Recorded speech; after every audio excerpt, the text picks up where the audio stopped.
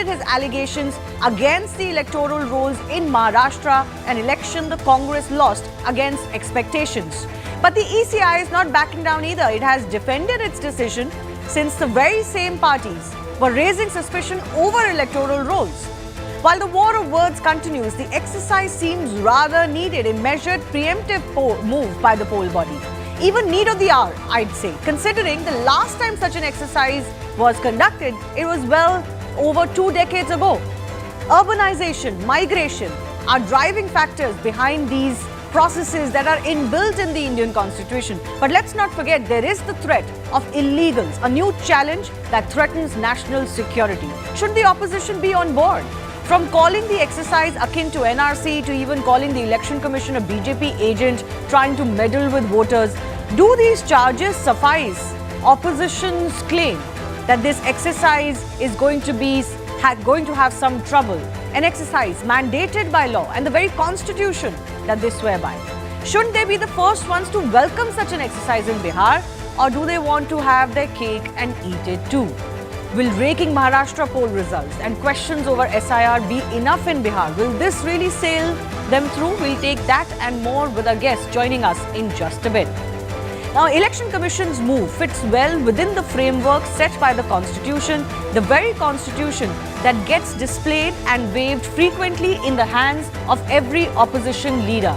The poll body is adhering to the constitutional and legal provisions regarding the eligibility to be registered as a voter in India and disqualifications for registering in an electoral roll, which are clearly laid down in Article 326 of the Constitution and Section 16 of the Representation of the People Act 1950.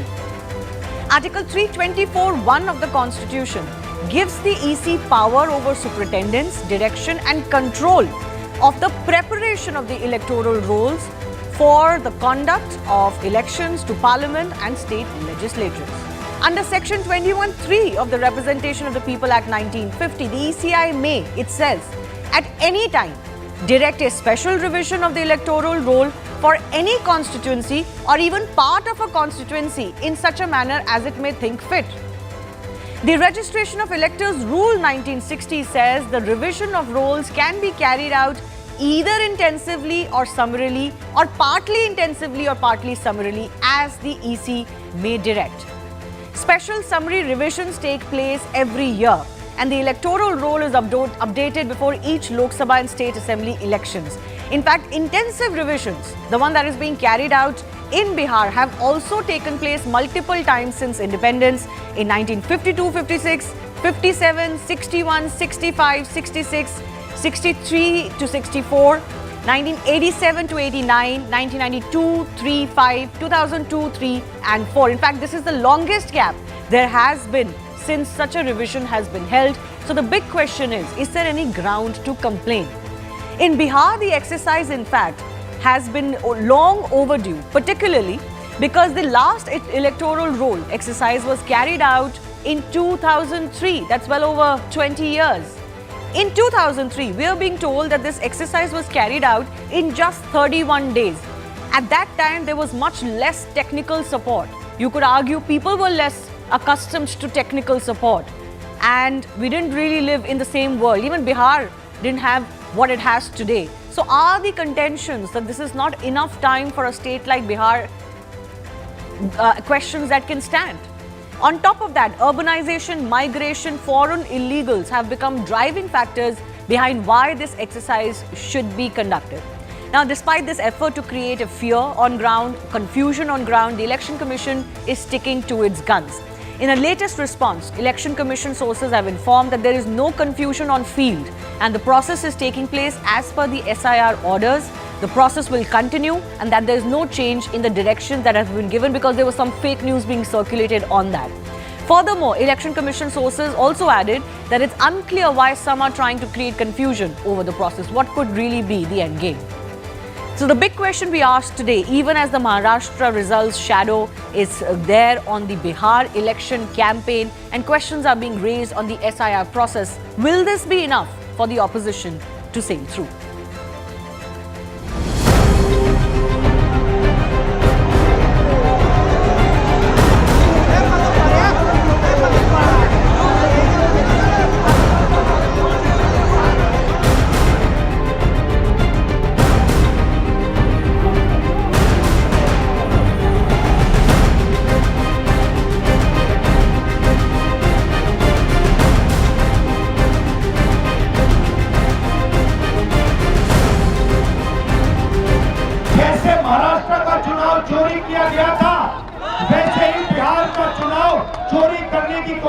जारी है।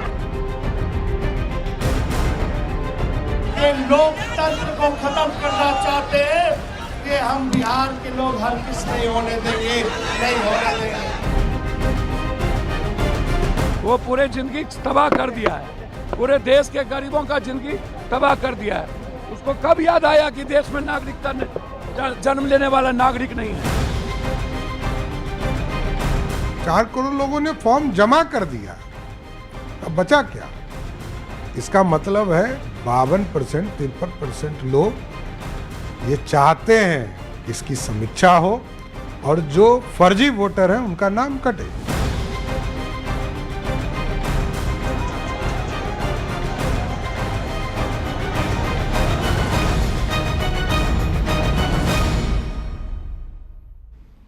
First up, listen into what former Chief Election Commissioner of India, T.S. Krishnamurthy, had to say on the politicization of the entire SIR process in Bihar.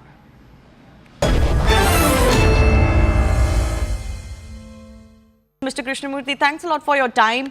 So much confusion, if I dare say, but a lot of questions that political parties, opposition parties are raising over the SIR exercise in Bihar. Their main contention is that it is too close to the elections, that there is not enough time to conduct such an election for a state like Bihar during a monsoon season that is currently prevailing. Your thoughts on that first up? Well, the most important ingredient of a fair and free and fair election is to have a proper voter roll. There has been a lot of criticism in the last few months from various political parties about the inaccuracy of the voter roll. The Election Commission has undertaken this responsibility before the Bihar elections. Unfortunately, there are differing views about the need and the timing of the voter roll revision. Well, the integrity of the voter roll is very important. And in the light of the criticism, if Election Commission takes an initiative, why should that be questioned? Well, you're saying that it is a very short time. 1 month is not too short a time. And secondly, I think you can certainly have discussions periodically to point out if there are any inaccuracies in the implementation of the project. I am sure that a workable compromise is possible to ensure that the voter roll is absolutely incredible. So you were the Election Commission Commissioner from 2004 to 2005. In fact, the last such exercise was conducted in 2004. In Bihar, it was done in 2003. Anything you can share from your experience? We are being told that the last time this exercise was conducted in Bihar, it happened in 31 days. We seem to have more time than that. The Election Commission is also suggesting that you don't have to provide all the documents in the first month itself. When the revisions are taking place, after the draft roll has been published, your citizens will have the time to bring forth their documents. So do you think there is sufficient time and the Election Commission can very thoroughly conduct this exercise? Well, I think it should be possible, provided the political parties cooperate, the voters cooperate in this exercise. After all, they have employed extraordinary number of people, unlike what we did in 2003. So that is a point to be noted. They have taken extraordinary initiatives to ensure the credibility of the voter roll. I personally feel it should be possible to produce absolutely reliable voter roll. There should not be we should not be prejudiced saying that short time so it can be wrong. The political parties must take initiative to verify and suggest any inclusion or suggest any change in the method of inclusion. But this is not the way to prevent a credible voter list being prepared. Right.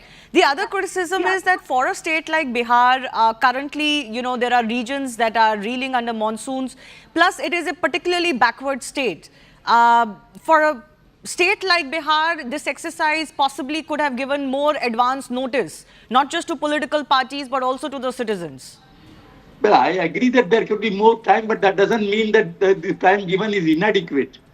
When particularly number of people employed for this purpose has been substantially increased, and when most of the voters have already given the enumeration forms, I see no reason to doubt the intentions of the Election Commission. Right. So what is important is the political parties should actively cooperate and ensure that proper inclusion and proper deletion takes place. Instead of going to the streets and saying that the voter roll is bound to be inaccurate, it is absolutely necessary for them to cooperate in this extraordinary exercise. Well, more of that interview is coming up. Listen in more on what T.S. Krishnamurthy says. We'll play more in just a bit, but let's also open this up to our other guests joining us. Siddharth Yadav of the BJP, Sulaiman Mohammed Khan of the Congress Party joining us, Amitabh Tiwari, election strategist, with us as well. Mohammed Khan, let me begin with you, Sulaiman. You've heard the EC, you've heard several experts, former election commissioners, the two of them I've spoken to, and all of them are suggesting, this is needless politicization of an exercise that is mandated by law, by constitution. Election Commission is duty bound to hold this process, and it's been long overdue in Bihar. If it could happen in 2003 in Bihar, where there was less technology, let's say there was less advancement even amongst the populace of Bihar, why can't it happen now? Yeah, that's what we are saying. It was long overdue, and the Election Commission could have planned this earlier if they have a very clean intention. Why at the fag end? Why at the fag end? They're saying the time is enough. We have enough time? Yes. Really? They've said there is enough time. And there is time also after the draft roll is published on August 1st. There is time even after that for citizens to come forward and contest if their names are missing. In fact, last time in 2003, under very different circumstances, Bihar was equally, there were equally backward areas in Bihar then than there would be now. And there was less technological help. If that could be done in 31 days, why not now? That could have been done. I don't know how. I was not there in 2003. Neither I have read. What I believe right now is that in 1 month, at the fag end, when people are also, not even President Bihar who are working outside. Now, why this rush? And if you want to do it, we have just the Lok Sabha election 2024 has happened in April and May. You could have done it if you have realized that this is going to happen. We have to done a intensive review, special intensive review, whatever you call it, then it could have been done easily. Or Election Commission was sleeping, or the Election Commission was waiting for the diktat. Why did they not do this earlier or now? Is that a sufficient argument for creating fear and doubt on ground that large number of voters will be left out? That's what we are saying. That more than 2 crore voters will be left out. But how do you know that? It's not only the BJP, it's not the government in power or the Election Commission which take decisions. 11 opposition parties, including the Congress Party, the India Alliance bloc, have objected to that. Do we have no voice? And we are not talking about ourselves. It's for everyone, for 8 crore voters of Bihar. What the rush? You could have done it before. Or okay, do it so can I ask you a quick counter question before I open this up to Siddharth and Amitabh as well? On your question as to why you didn't listen to the opposition parties, I've asked this to former chief election commissioners, and also the EC has been very categorical in saying that because the Congress Party, they didn't name the Congress Party, but they said that because political parties have raised such a hue and cry over Maharashtra electoral rolls, that is one of the biggest reasons they're doing it now, because this is the first election since Maharashtra. Is the election fair in Maharashtra?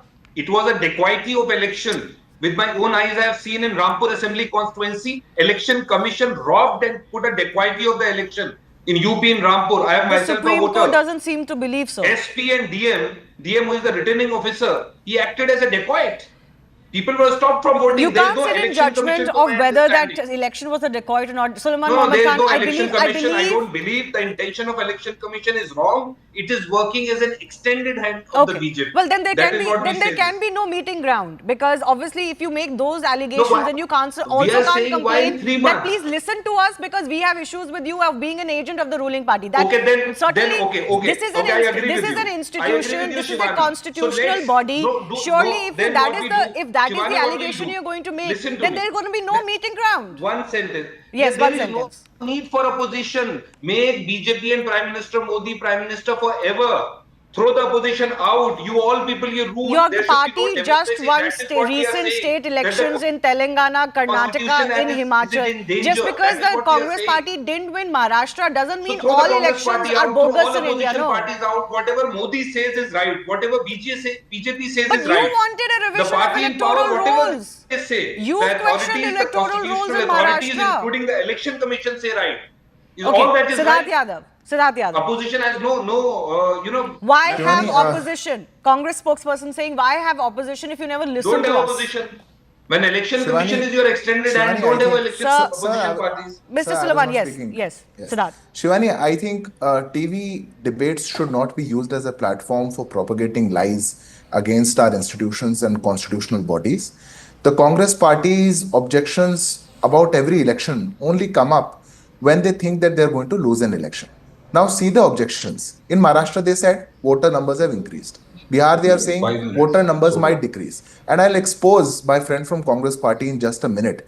But what I wish to highlight is that this exercise has happened before. This exercise is mandated by the constitution of our country. This exercise is mandated by law, and this exercise has to happen. The only time which is short is for probably lesser time for the Congress party and the entire opposition to politicize the issue. I do not understand why the opposition wants to play safe every time, because they think that if we win an election, wonderful. If we don't win an election, let's make a playground, let's make a premise so that we have a scapegoat to blame in the future. Now they think that Bihar is critical for them. They might not win. So they are just setting this ground so that tomorrow they'll have something to come out and say that we lost this election for that. But now let me expose my friend from the Congress party. When Telangana elections happened, Yes. more than 20 lakh voters were removed from the voter rolls. More than 20 lakh voters. One objection from the Congress party, if my friend can highlight, then I would agree to whatever he's saying. No objection. The states that they are winning, the same exercise would happen. There are no objections. The same exercise happened in 87, happened in 2003. It's a regular exercise that has to happen after every 20 years. In the exercise as well, there are almost 8 crore voters. The Election Commission has taken a cutoff list or cutoff date of 2003 voter list. 5 crore voters are there in the 2003 list. Those don't have to do anything. The rest of them have to give out of 11 some documents. Even if they don't do so, it's not just 1 month. After 1 month, there'll be a list which will be published, a draft list. There are BLAs of all political parties. If you feel someone's missing, you go and object, those will be included. 1 lakh BLOs are there in Bihar. If someone has been left out, if someone doesn't have documents, they would be going included. But you wish to politicize because you want to play safe. Okay. You think that tomorrow if we lose the election, we should have a scapegoat. That scapegoat can be the election process. That scapegoat can be the election commission. Mr. Sullivan, That scapegoat can be anybody. I'll except allow you Rahul a Gandhi. 30-second interjection because Amitabh Tiwari is also waiting. Yes. Yeah, my only question is, why all the time election commission and BJP people, the government spoke in the same tone and tenor? Like BJP Sir, I am not supporting speaking in election anybody's commission tone. and I am election exposing commission you. Why supporting did not the you raise BJP? in Telangana? And whenever opposition Why does did you something, not raise in BJP Telangana? starts I am exposing you. talking I am not as speaking in spokesperson of the anybody's election tone. commission. I am Actually, speaking as a election citizen of commission this is the country. extended hand of You the wish BJP. to weaken the institutions Why of our you defend the country. election commission? Just Why because you want to defend save the election losses commission? from your head. You should not You want to defend the save your election. leader There because is he no is unable election to win commission. 70 Don't elections shout. in a row. Don't And now shout, you there's want to no say election commission. You Okay. are making a mockery of democracy. No. You are destroying the Oh, constitution. who's making a mockery, and this sir? is All the of us fight know. to save The people who go to constitution. Western Can I countries just say come that in? we You know, don't want this is intervention in our why country. Your destruction, your there intention to can destroy be the an constitution. argument made that the faith in our institutions is being eroded because it's becoming just a football in a political fight. Let's discuss the actual issues that there may be on ground, and on that I want to go across to Amitabh Tiwari as well. Amitabh Tiwari, you know, the contention is that Bihar is a poor state. Many regions are extremely poor and backward. The penetration of government facilities or, you know, even officers is not very high. And monsoons are going on. Now, these all seem very fair arguments to make. But the counter question to this also is, if this exercise could be conducted in a Bihar, which was worse off in 2003 than it is today, with less technological help than we have today, with less people on ground that have been put into this job today, then what is the problem now? I mean, backwardness and being poor. I mean, India has been poor since independence, right? A vast majority of Indians have been poor since independence. This exercise has been conducted tens of times since independence. Nobody ever made the argument that the poor will lose their right to vote. Why now only? No, see, essentially, what is the objective of any SIR? The objective is that, one, that all eligible citizens are included and no ineligible citizen is included in the list. And the second is to ensure that there is complete transparency in the additions or the deletions. Now, additions due to migration or urbanization and deletions due to death, etc., do normally take place in any revision. Like you mentioned, 20 lakh plus voters getting deleted in Telangana or 35 lakh voters getting added in Maharashtra. You don't need a SIR for that. Now, it is a legal mandate also. The question is, if we need to weed out illegal citizens or voters from the system, uh, does it need to be a pan-India exercise? Correct. It's not limited to one state. I think the election commission has said that They will do this now in other states as well as elections come. for the other 5 states. I think apart from the 6 states, I have not seen any concrete statement about that. But it may be that for other states also, when the state election takes place, this will be done. So in a cycle of 5 years, let's say, the entire list is going to be scrutinized or sanitized, let's say. Systemic and timing issues are there. Correct. Now, this will only come to light when at the end of the process we see that a lot of people have been Removed. ineligible or removed. So it is like second guessing what is likely to happen. Around 5 crore voters already have or rather need just an enumeration form to be filled, and the election commission is claiming that around 50% voters have already Sent back their enumeration forms. Yes. but it also means that because 50% of voters do not need to submit any Yes. form apart from the enumeration form, correct? So 50% have already taken, already filled up the form.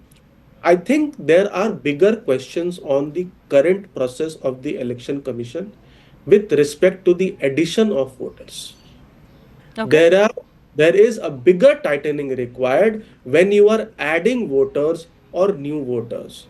When you are adding voters or the election commission is adding voters as per form 6, it is not asking for any citizenship proof. It is only asking a declaration that I am a citizen of India and you need to declare that. Correct. So I think if the objective is illegal voters need to be removed, then we need to also make sure that more illegals don't get added in. Exactly. Yeah, we So that need process has to be, of course, while strengthened. adding. In the remaining conversation that I had with T.S. Krishnamurthy, in fact, this is one of the points he raised about whether Aadhaar cards are foolproof citizenship mandates anymore. But on that, let me go back across to our political guest one more time. Mohammed Suleiman, it seems like, there has also been an attempt to say, oh, a certain section is going to be marginalized. Now, if we do have illegals on the electoral roll, certainly no political party's contention can be that they should just stay. We have to weed out illegals from voter lists, and we do know that they have penetrated through the system, and many of them, the EC itself says, many of them have got their names into the election voter rolls. Who are those people? These are illegal immigrants in the country. Okay, so where have they come from? China? No, they've not come from China. They come predominantly from Bangladesh, Nepal and Myanmar. Okay, they are Nepalis, Myanmaris and Bangladeshis. So all these people have voted in Lok Sabha 2024 election illegals, to my understanding. That is what you are saying? Well, there certainly seems to be a certain level of penetration of illegals in the electoral rolls. So for so many years, the election commission was sitting with Bangladeshis and Nepalis and Myanmaris all, entering India with government doing nothing, and they are voting in the election, effecting democratic results or electoral results which came in recent past in 2 to 4 years or 5 years.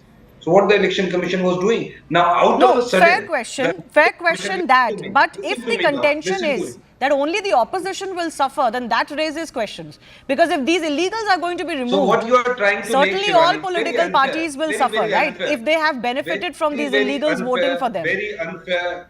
I'm saying if the contention is that only the opposition parties will suffer. Because the opposition parties are only raising hue and cry. Very unfair. You are not behaving like a journalist. Please. No, I'm absolutely behaving like a journalist. You said you are supporting illegals. No, I'm not saying that. I'm saying opposition parties are raising a hue and cry over the issue of this serious intensive review. If the contention is that opposition parties will suffer, then that raises question. Siddharth, the issue is that as well. Listen to me, Shivani ji. Yes. Listen to me. Shivani. We said that all 8 crore voters of the Bihar will suffer, and it should No, be done in there a are proper opposition manner leaders. with proper No, time. that's not Election true. Commission woke Now up you're from not being slumber, true to the and facts, you said Mr. we are Suleiman. No, Mr. Suleiman, there are opposition leaders by it who are saying a certain section is going to be marginalized. I have limited time. Let me give 30 seconds to Siddharth Yadav You as don't well. listen to me. BJP is You I think needlessly Shivani- started charging on me. I would have given that time to you. Yes, Siddharth. I think Shivani, my friend Suleiman from Congress party is himself exposed what the real what are the real intentions of the opposition. But what I wish to highlight is I do not understand the inconsistency in the opposition that the Indie bloc raises. Why is it that in Maharashtra you have another argument, in Telangana you have another argument, probably in Chhattisgarh you will have another argument, and in Bihar you have another argument? If you have some issues with, say, a process, then the process should be questioned, especially in a consistent manner. When Election Commission invites you, then you don't want to come. The Election Commission asks you to give your representation, you don't want to come. When they ask you to prove, you don't want to come. Every election, you have some other process, some other argument that you want to build, just because you don't want the blame to go to your leader. No, but now the question also is, if if some filtration of the election process has happened, then why has the Election Commission woken up only now? I think that could be a fair question to ask. No, what Shivani, happened to all the questions, all the elections before this? I just take 10 seconds. Yes. Is the argument now that the process has not happened before, so should not happen now? There's a periodic time when the process has to happen. The process happened last time in 2003. What after that? So in 2003 it happened, 2004 elections happened, 2007 Bihar elections happened, 9 happened, 14 happened, 19 happened. So we say we don't do this process now? Okay. If after 87 we did it in 2003, what are these arguments? There is no such argument. If some process has to happen after a certain amount of time, and that process is happening now, you can't come up with an argument that, oh, if 4 months back or 6 months back, those voters voted. We have to scrutinize and sanitize that. No, in fact, question is why such a long country. gap happened in the first place as far as this serious revision is concerned in Bihar. But I'll leave it at that. I do that. No, SIR happens, Shivani, before 20 years. Has not happened. It's an extensive exercise. Okay. All right. I leave it at that. I do thank our guests for joining us. But on the issue of illegals and how, why the need of the SIR is so grave, here's the rest of the conversation with the former Chief Election Commissioner, T.S. Krishnamurthy.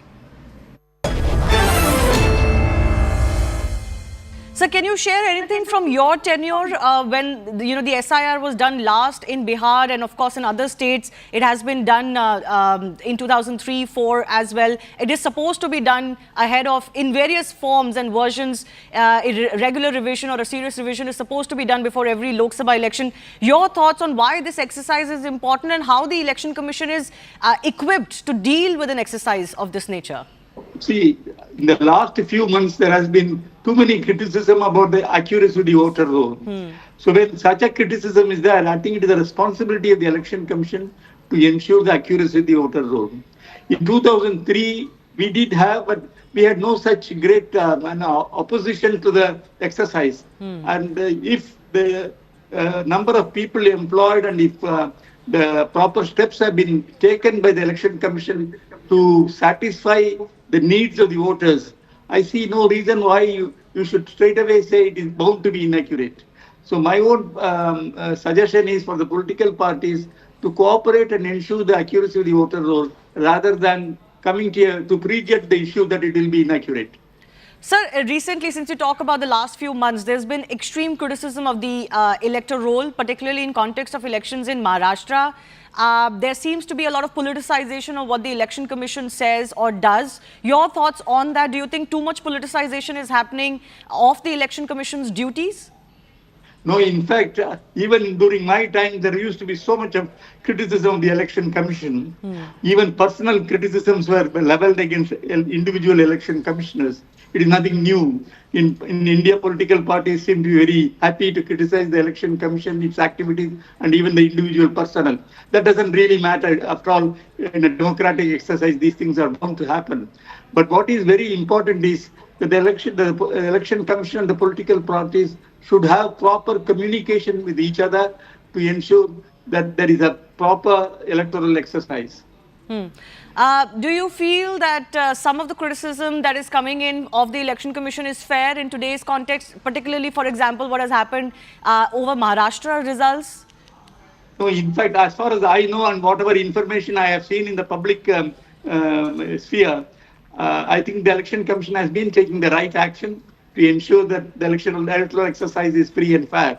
I have nobody has given me any particular instance where the electoral exercise has been flawed or has been found to be defective. I'm quite convinced that the Election Commission is going ahead with its job with all sincerity and integrity. The charge today is that it is working at the behest of the ruling party. Well, this is a criticism which has been leveled even earlier on some occasions.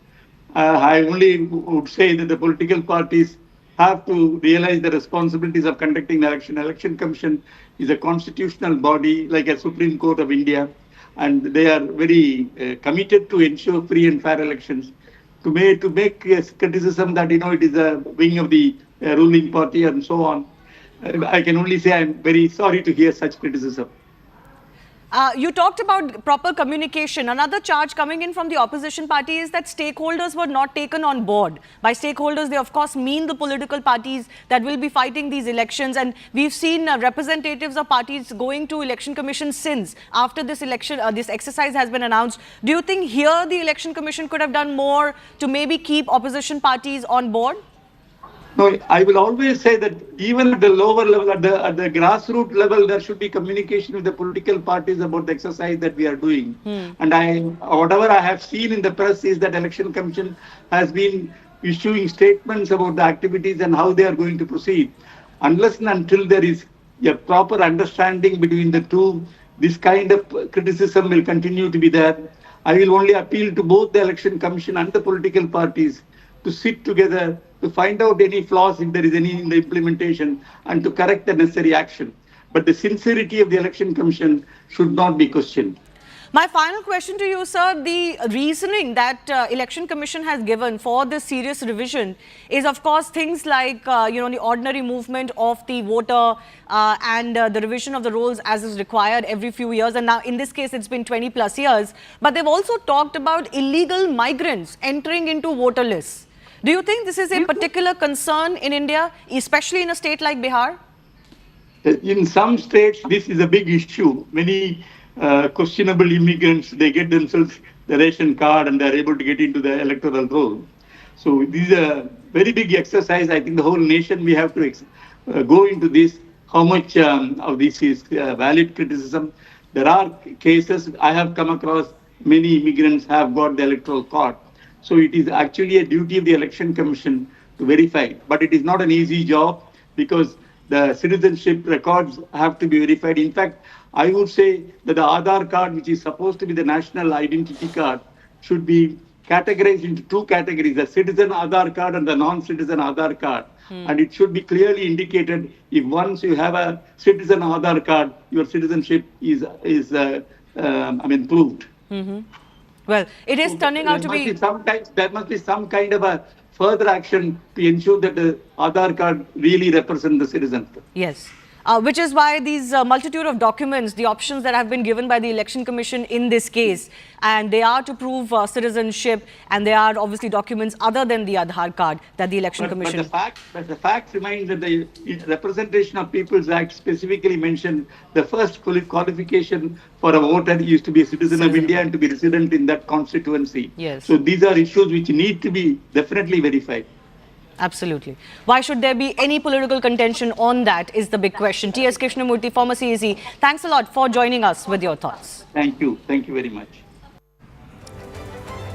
Moving on to the other big story, we're tracking the Financial Action Task Force. The International Anti-Terror Financing Watchdog has included a separate section on state-sponsored terrorism in its report for the first time. This reinforces the position India has held since at least 2022 when it identified Pakistan as a source of terror financing. Now, Pakistan-linked terror groups feature prominently in the FATF's global risk assessment. FATF has highlighted that some state actors continue to provide support to terrorist organizations without naming countries, but Pakistan is implied. It also mentions that groups not designated by the UN but supported by states often operate freely and access funding globally. Despite Pakistan's removal from the FATF grey list in 2022, FATF stresses the need for ongoing vigilance, presence of active and rebranded terror-linked networks, weak enforcement and large informal economies have been cited as reasons. So let's take a look at exactly who has been mentioned. Pakistan-based terror groups Lashkar-e-Taiba, Jaish-e-Mohammed, Tariq-e-Taliban, Pakistan have all been mentioned as far as this report is concerned. And why? They are under the lens, and this strengthens India's case, not just against these outfits, but otherwise, that they've been named for cross-border operations, fundraising via informal channels, and logistical and recruitment support. Here are some of the funding routes that have been highlighted. Hawala and unlicensed remittance systems that are being widely used for moving funds across borders. Cash-based informal economy in border and rural areas remains a key enabler. The FATF has flagged the misuse of non-profit organizations and charities in Pakistan to raise and route funds. Online platforms, including social media, but also personal messaging apps, are being used by Pakistan-based groups for crowdfunding and foreign donations. Virtual assets, including cryptocurrencies, are increasingly being adopted for covert terror financing by Pakistan-linked outfits. With this FATF report nailing Pakistan and also defining state sponsoring of terror, will action follow suit? Will Pakistan be put on the grey list again? Our experts are joining us on that.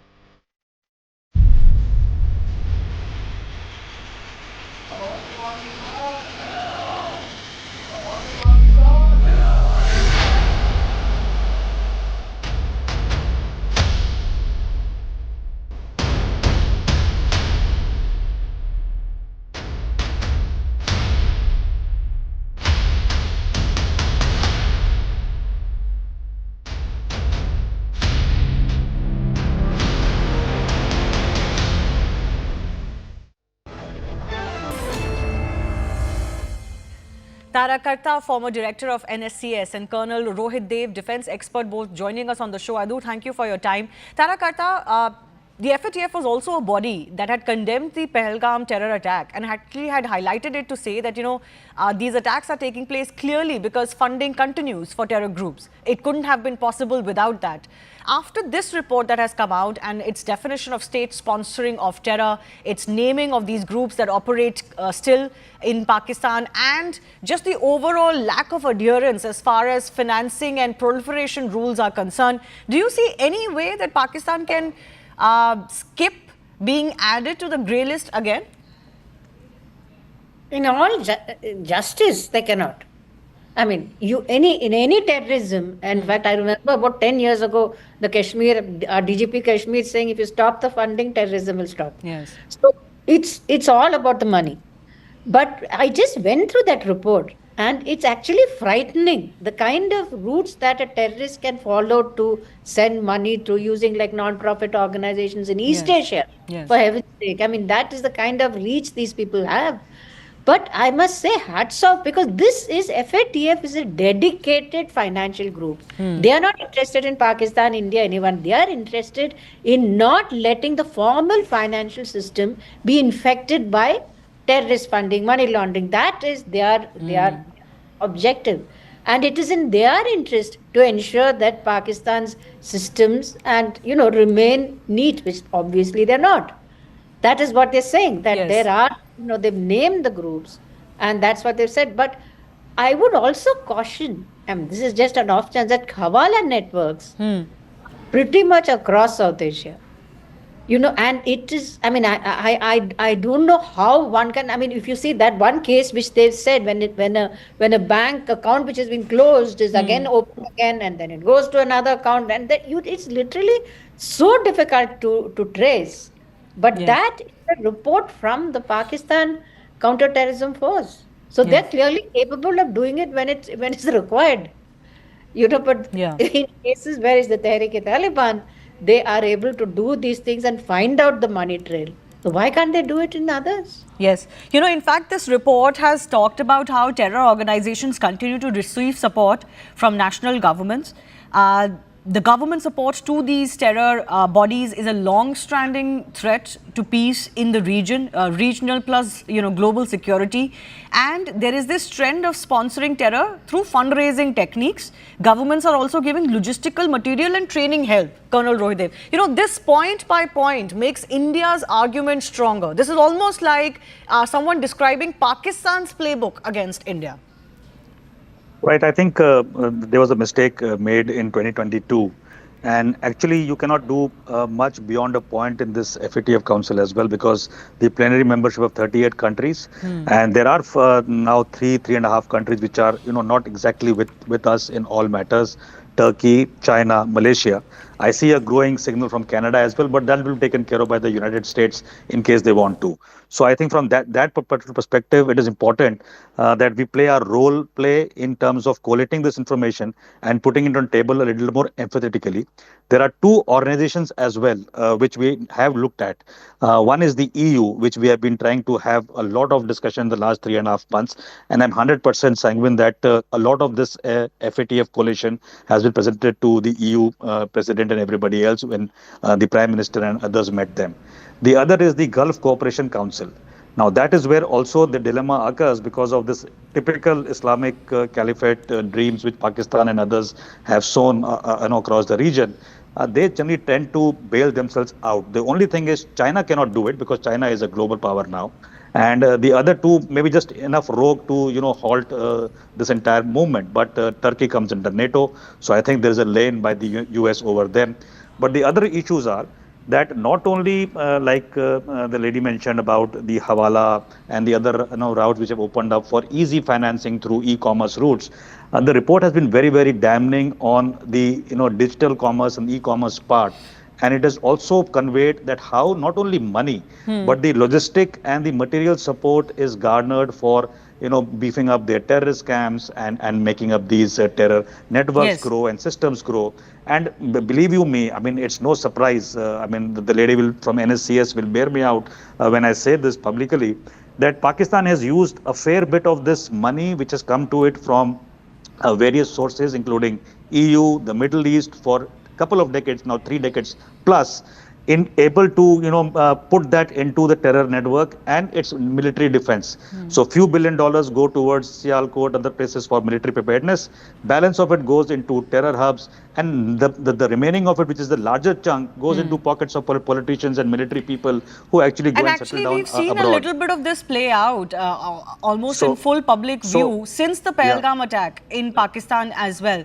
But first of all, let's just remind our viewers of the history that Pakistan has had at the FATF grey list. The first time it was put in the FATF grey list was in 2008. It was removed a couple of years later in 2010. Then it was put again in 2012, only to be removed by 2015. Back in 2018, but the last time it was removed was in 2022. So this is a checkered history that Pakistan has had as far as the FATF grey list is concerned, and there seems to be no argument that this shouldn't be the case once again, that Pakistan should not be back in the grey list. It seems this report plus the June report that I'm just going to tell you more about actually pin Pakistan's role in not just financing of terror but also proliferation of terror financing. And therefore, India has made severe attempts, particularly post-Pahalgam attack, to write to these bodies, and there was a June plenary that India had taken part in, and those are confidential meetings, but certainly Indian agencies are hoping that Pakistan will be back on the grey list. But can I just draw your attention, Tarakarta, to this case, which was mentioned in the June report, just a slightly earlier report of the FATF. This is a case where this ship that was seized in India carrying military equipment on February 3, 2020 was cited in the June report of the FATF. This ship was intercepted in Indian waters by the Customs Department. It was traveling from China's Jingshin port to Pakistan's Karachi port.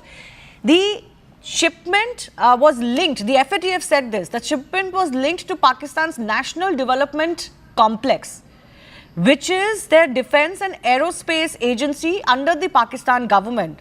This merchant vessel was called Da Kui Yun, and it was sailing under a Hong Kong flag It was stopped by India at the Kandla port in Gujarat. But here's the kicker. Why was it stopped and why this is part of terror financing and proliferation? Because the items were misdeclared as medical equipment. They were meant actually for the Pakistani ballistic missile program. And this report, the FATF says, and I quote, that there is evidence of widespread failures in preventing weapons proliferation financing, and they identified Pakistan as a country with inherent risks, along with countries like North Korea and Iran, who are, by the way, on their blacklist. So, this just goes on to show, Tarakata, that Pakistan is not a country that, FATF actually trusts when it comes to proliferation of weapons and terror financing is concerned as well. See, one of the tasks of FATF is not just terrorism, it's also non-proliferation. Yes. Right? So that is a very core interest, very, very core interest for them. And this case which you just mentioned was clearly meant, there was no two ways that this was meant for their ballistic missile program. The interesting part is, in such cases, there is a wide amount of intelligence cooperation because it's in everybody's interest. The US, Europe, nobody wants this thing to go on. So there is something you call a counter-proliferation initiative which has been on for years. But when it comes to terrorism, then there are sometimes double standards. So I would love to say that I trust my friends around me fully in terms of this finance, but I don't know. And there's a second thing, Shivani, I really want to highlight in this. You have to be, it's quite possible sometimes for Hawala or crypto especially to come have a signature which comes via India into Pakistan.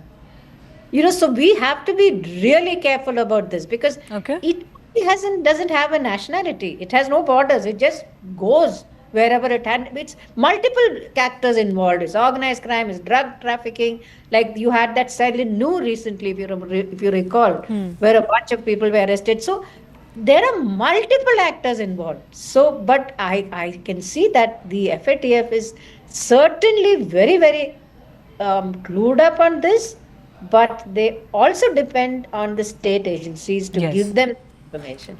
One of the things, yes.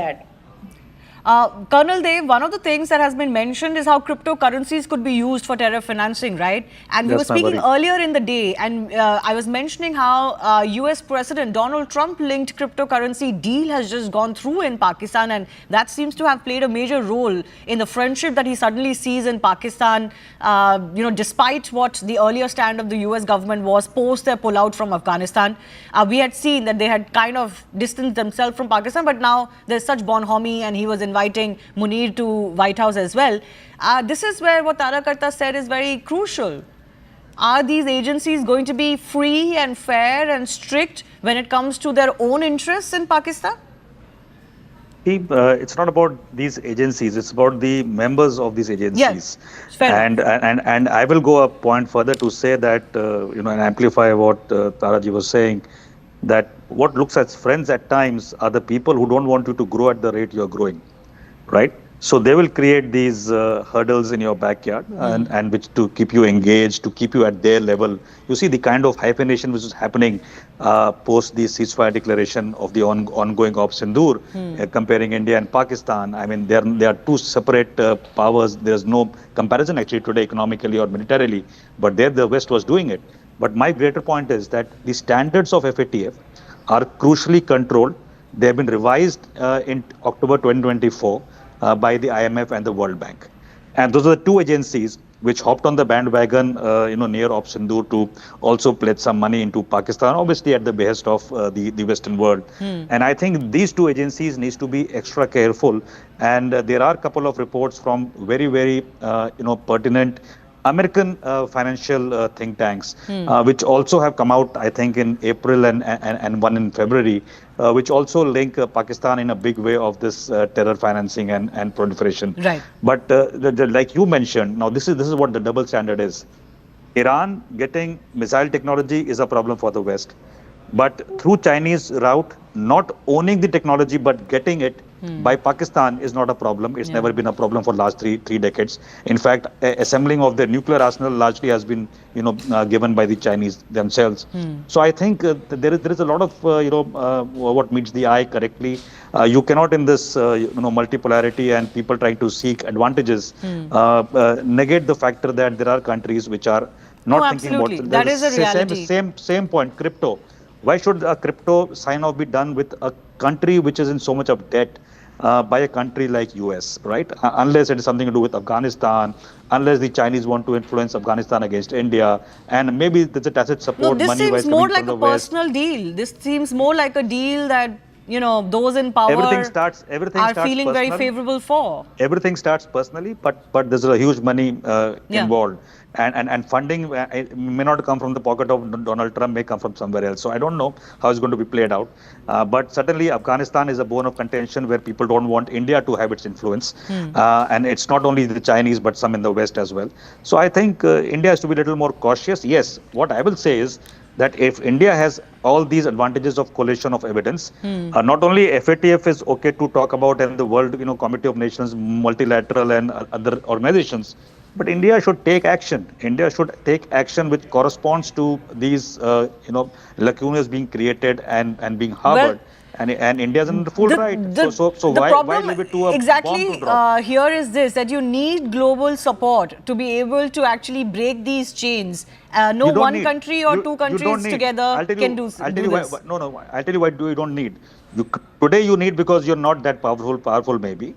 But 20, 30 years from now, you will have to take some unilateral actions. If US can take against Iran without any UN no, if you're talking about military action, of course, there is a different there's a different mindset that India has displayed. But can I just say, as far as India's stand is concerned, at that June plenary, India has raised Pakistan's terror record. Post the Pahalgam attack, they have flagged Pakistan's terror networks and government support, and sources have indicated since that meeting that India does expect that Pakistan will be put back on the grey list. And this latest report that has come out of the FATF and the one that I was referring to, the June report, both of these are going to play a very important role in nailing Pakistan's role. I do thank both of our guests for joining us. A quick update, sources have informed CNN News 18 that the AAIB's DG Yogendra has told the committee today, this is the parliamentary committee, that the preliminary report will be shared within 30 days for the AI's Air India crash in Ahmedabad. So it is likely around 11th or 12th of this month. There are interim findings only, no conclusions have been drawn. He has clarified that there is no truth in the reports, that the preliminary report has been submitted to the ministry. As and when the report will be available, it will be put on the ministry website and will be available in public domain as well. Payal Mehta, my colleague, is joining us with more on this. Yes, Payal, tell us more. Shivani, multiple questions were asked of the AAIB chief, Mr. Yogendra, and multiple times he was asked this thing, whether he was sure or not that the report would be submitted within 30 days. He clearly has told the committee members that it's going to be submitted within 30 days, but that's going to be only the preliminary report. And also multiple media reports are doing the round saying that, it's already been submitted to the ministry. There is no provision for submitting this to the ministry. So when the report is out, within the next couple of days, that report will be put out in the public domain. It will be there in public knowledge, is what we're given to understand. So, of course, the preliminary report is awaited, but there's no truth in the fact that it has already been submitted to the ministry, etc. It's just a report on the preliminary finding, because it's going to be a detailed report that's going to be submitted later, is what we're given to understand. No, the interesting thing you're picking up, Payal, is that this report is going to be made public. And I think there's a large public interest as far as the interim report is concerned. Well, whether it is the Civil Aviation Secretary or the DG, BCAS or the DG, DGCA, all of these people, when they were asked by the committee, they've said the same thing, that this is going to be there in the public domain. It's not a secret document. People of the country need to know what really the findings are, what's really going on as well. Because remember, the common man, Shivani, has lost their lives in it, and many people need a closure as far as this is really concerned. So without speculating on this, we'll have to just wait and see what the committee findings really are. Although the government of India maintains that they've taken every step to protect every evidence which is available, including the black box. Okay. All right. We'll leave it at that. Payal Mehta, thanks a lot for joining us with that breaking update. On that note, time for me to take your leave. The Right Stand with Anand Narasimhan is coming up next.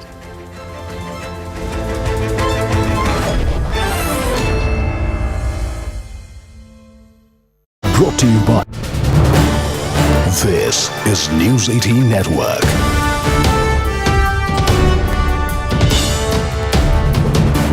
India's largest news network.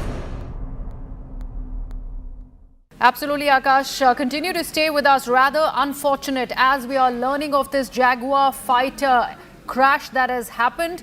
This is in the Churu district of Rajasthan. We are awaiting more details, but worrying sort of first instances that are coming to light, as you can see in these visuals, where we see the wreckage that is spilled over in this patch of land. It has in fact scattered. Was it a mid-air crash? What resulted in the crash? All of those details are right now being ascertained. But let's take a look at this possible flight trajectory, where this Indian Air Force Jaguar jet really was going to. Did it in fact fly out of the Bikaner Air Base? For all those details, my colleague Toya Singh is joining us live from the CNN News 18 newsroom. Toya? Hi Griha, we want to draw our audience's attention right now to where this incident actually happened. So we're telling our audience it happened in Ratnagar, and we'll just zoom in a second.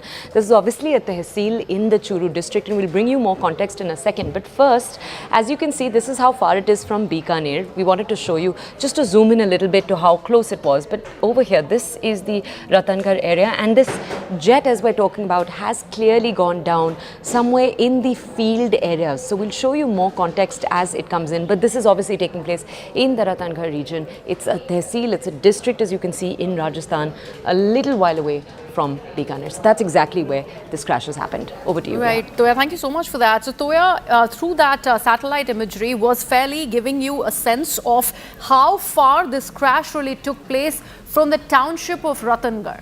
And the proximity really will be able to tell you the story of how ghastly this entire incident could have gone on to become.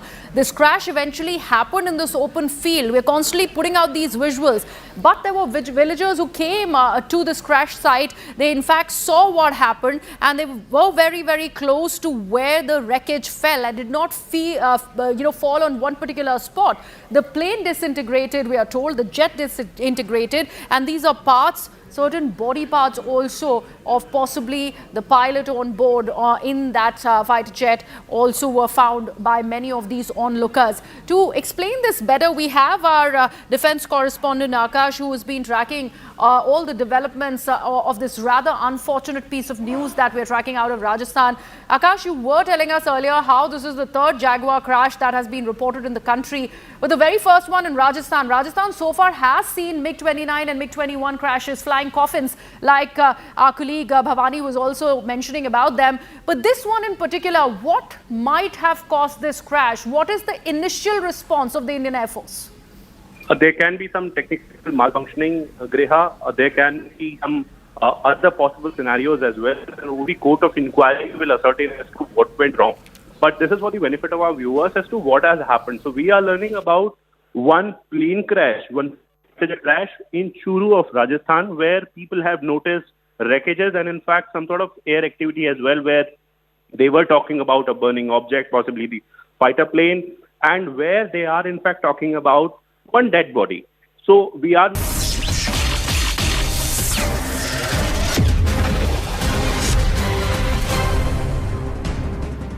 Namaste, Jai Hind, and welcome to this edition of The Right Stand. I'm Anand Narasimhan.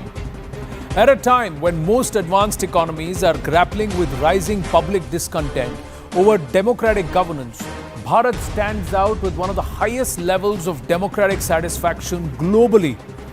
According to the Pew Research Center's Spring 2025 Global Attitude Survey. Now, among the 23 countries that were surveyed, 74% of Bharatiya respondents said that they were satisfied with the way democracy is functioning in the country, compared to just 23% who expressed dissatisfaction. This places Bharat just behind Sweden at 75% and well ahead of other democracies like Germany at 61%, Indonesia at 66%, and Australia at 61%. In contrast, traditional Western democracies are seeing far lower levels of public satisfaction. Only 37% of Americans and 48% of Brits reported being satisfied with the state of their democracy. Now, while Canada